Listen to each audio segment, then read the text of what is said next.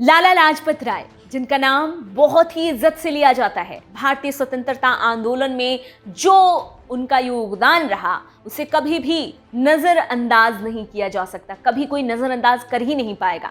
एक राजनेता, एक इतिहासकार, एक वकील और एक लेखक की पहचान रखने वाले लाला जी को लोगों ने पंजाब केसरी माना और तिकड़ी लाल बाल पाल की जो ये तिकड़ी थी उसने स्वतंत्रता आंदोलन जिस तरह से जान फूंक दी थी वो हमेशा हमेशा के लिए याद किया जाता रहेगा।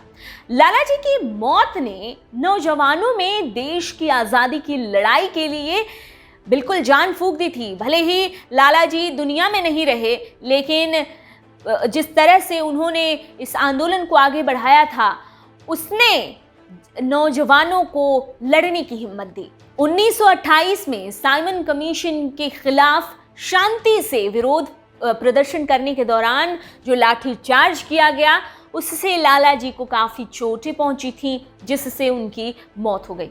और इस मौत से देश भर में अंग्रेज़ों के खिलाफ लोगों का गुस्सा उबाल मारने लगा था। लाला लाजपत राय पंजाब के मोगा ज़िले में पैदा हुए। 28 जनवरी 1865 को वो पैदा हुए थे। वो एक अग्रवाल फैमिली में से वो बिलोंग किया करते थे और जो लाला जी के पिताजी थे वो उर्दू के शिक्षक थे बाय प्रोफेशन, जिनका नाम मुंशी राधा कृष्ण आज़ाद था। साल 1880 में ही लाला जी ने कलकत्ता और पंजाब यूनिवर्सिटी की जो एंट्रेंस एग्ज़ाम था उसको उन्होंने पास किया और फिर उनके पिता जब हिसार में रहने लगे तो उनकी कानूनी पढ़ाई शुरू कराई गई। तभी वो आर्य समाज से जुड़े और फिर साल 1885 में कांग्रेस की स्थापना के वक्त वे उसके मेन मेंबर में शामिल किए गए। मेन मेंबर में जो लोग थे उसमें वो भी थे।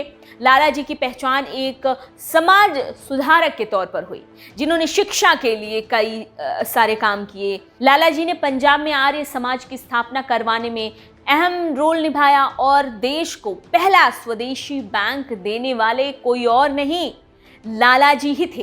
पंजाब में पंजाब नेशनल बैंक की उन्होंने नींव रखी थी। उन्होंने दयानंद एंग्लो वैदिक विद्यालयों का भी प्रसार बहुत ज़ोरों शोरों से किया, जो आज देश भर में डीएवी स्कूलों के नाम से जाना जाता है। वो साल 1927 था जब साइमन कमीशन भारत में अंग्रेज़ों ने वैधानिक सुधार के लिए भेजा, जिसमें भारत का एक भी सदस्य नहीं था, जिसकी वजह से कांग्रेस के साथ जो पूरा देश है, देश के लोग हैं, उन्होंने शांति से विरोध प्रदर्शन किया, जिसमें कांग्रेस के साइमन गो बैक का नारा पूरे देश में लगाया गया। और पंजाब में इस विरोध का लाला जी ने अपने जिम्मे लिए। उनके अगुवाई में ये प्रदर्शन हुआ पंजाब में। लाला लाजपत राय ने पंजाब के लाहौर में कमीशन को काले झंडे दिखाए और शांतिपूर्ण विरोध करते रहे, जिसके बाद जो अंग्रेज पुलिस ने विरोध में खड़ी इस भीड़ पर अंधाधुंध लाठियां बरसानी शुरू कर दी और इसकी अगुवाई कर रहे लाला लाजपत राय पर खूब सारी लाठियां बरसाई गई। लाठीचार्ज के दौरान एसपी जेम्स ए स्टॉक के नेतृत्व में लाठीचार्ज हुआ, जिसमें लाला जी काफ़ी सीरियस तरीके से जख्मी हो गए। वो इस कदर जख्मी हो गए कि 17 नवंबर 1928 को आखिर में उनका निधन हो गया। लाला जी की मौत के बाद क्या हुआ? क्या लाला जी की मौत के साथ ही उनका जुनून, उनका देश के लिए लड़ने का जो जुनून था वो ख़त्म हुआ? नहीं, हुआ ये कि भगत सिंह, सुखदेव, राजगुरु और चंद्रशेखर आज़ाद आपस में मिल गए और उन्होंने लाला जी की मौत के बदले के तौर पर स्कॉट की हत्या की प्लानिंग बनाई। पर पहचान में गलती होने की वजह से हुआ ये कि उस समय लाहौर का एसपी जो था जॉन पी सॉन्डर्स था, तो उसको भगत सिंह और राजगुरु ने 17 दिसंबर 1928 को गोली मारी जब वो लाहौर के ज़िला पुलिस हेडक्वार्टर से निकल रहा था।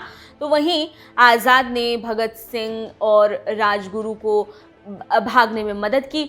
लाला लाजपत राय अपने आवाज़ की वजह से पंजाब की आवाज़ बन गए थे और लोग उनकी मानने लगे थे, उनको उनके कहे पर चलने लगे थे। यही वजह थी कि उनकी मौत के बाद भगत सिंह और उनके साथ ही क्रांतिकारियों ने बदला लेने की ठान ली थी। इसके आगे क्या हुआ? देश के लिए मर मिटने वाले लाला लाजपत राय हमेशा देश के लोगों को इंस्पायर करते रहेंगे, लोगों को देश के लिए मर मिटने के लिए, देश के लिए कुछ कर गुजरने के लिए इंस्पायर करते रहेंगे। इस वीडियो में इतना ही।